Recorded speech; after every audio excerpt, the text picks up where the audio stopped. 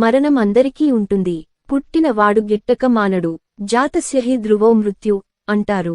అవతార పురుషుల నుంచి సామాన్యుల వరకు అందరూ మరణిస్తూనే ఉంటారు. అవతార పురుషులైన వారిలో రాముడు సరయూ నదిలోనికి వెళ్ళిపోయాడు. కృష్ణుడు యదు వంశమునకు ఉన్న శాపం వలన ముసలం మొన చేత దెబ్బతిని దేహం చాలించాడు.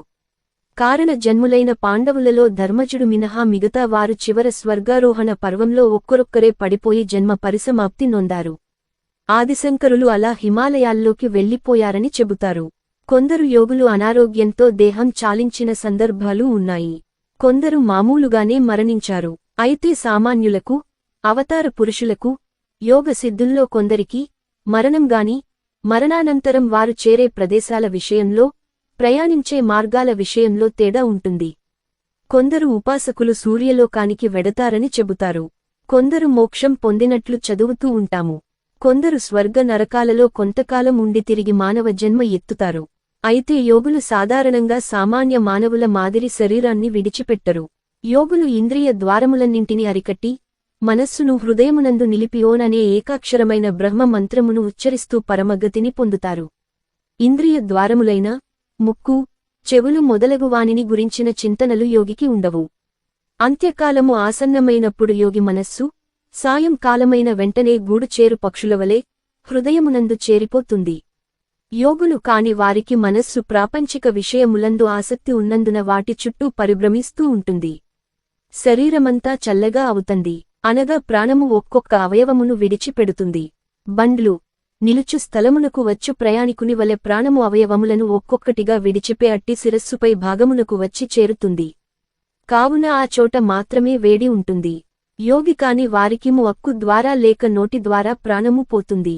ఈశ్వర చింతన అధికమై ఈశ్వర స్వరూపమునందు మనస్సు లగ్నమై ఉండడాన్ని యోగ ధారణమంటారు. యోగులు ఈ పద్ధతిలో ప్రాణాలు విడుస్తారు. అయితే ఇతరుల శరీరము వలె యోగి శరీరము కూడా శవమే అవుతుంది. అయినప్పటికీ యోగి మాత్రం మోక్షపదమును పొందుతాడు. శ్రీరామకృష్ణుని ఉపదేశము అనుసరించి ఈ ప్రపంచమును విడిచిపెట్టి పోవు తరుణమున జీవుడు దేనిని గురించి తలచుకొంటూ ఉంటాడో దానికి తగిన శరీరాన్నే మరల పొంది జన్మిస్తాడు. కావున భక్తి సాధన అత్యవసరం. మరణ సమయమునందు ఈశ్వర చింతనమే ఆత్మయందు నెలకొని ఉండాలి. మరణ కాలమున ఆ చింతన తనంతట తానే వస్తుందా అంటే రాదనే చెప్పాలి. అందువల్ల మొదటి నుంచి సాధకుడు దానికి తనను తాను సంసిద్ధం చేసుకోవాలి. యోగులు మాత్రమే ఆత్మ పరమాత్మ తత్వజ్ఞానము వలన శరీర పతనమును మరణమనే భావనతో చూడరు. ఇదియే వారి ఆత్మ విజయము. యోగుల దేహము నుండి ప్రాణములు వెళ్ళు సమయంలో పాదముల యందు విష్ణుదేవుడుంటాడు. అలాగే పిక్కలలో వసువులు, మోకాళ్ల వద్ద సాధ్యులు, జననేంద్రియములో సూర్యుడు, గుదమందు భూదేవత, తొడలలో ప్రజాపతి, బొడ్డులో చంద్రుడు, చేతులలో ఇంద్రుడు, రొమ్ము వద్ద శివుడు, నోరులో విశ్వేదేవతలు, చెవులలో దిక్పాలకులు, నాసికలో వాయుదేవుడు, కళ్లలో అగ్నిదేవుడు, నొసలులో పితృదేవతలు, తలలో బ్రహ్మదేవుడు మొదలైన దేవతలు స్థానమును చేసుకుని ఉంటారు. యోగి ఆయా దేవతలను పొందుచున్నాడు. సత్వగుణ యోగి సూక్ష్మ శరీరము జ్యోతిర్బిందు రూపములో ఉండును.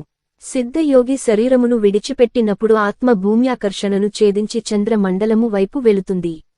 జీవవన్ముక్తులైన యోగులు జ్యోతిర్మయ మార్గమును అనుసరిస్తారు. సూర్యమండలము దాటి వెళ్లిన వారు తిరిగి భూమండలముపై జన్మించరు. అట్టివారు ఆకాశ గంగతో బాటు తిరుగుచు విష్ణు పదములోకి ప్రవేశించి విష్ణు లోకాన్ని చేరుతారు. అందరూ యోగులే అయినా వారు వెళ్లే ప్రదేశాలు, మార్గాలే వేర్వేరుగా ఉంటాయి.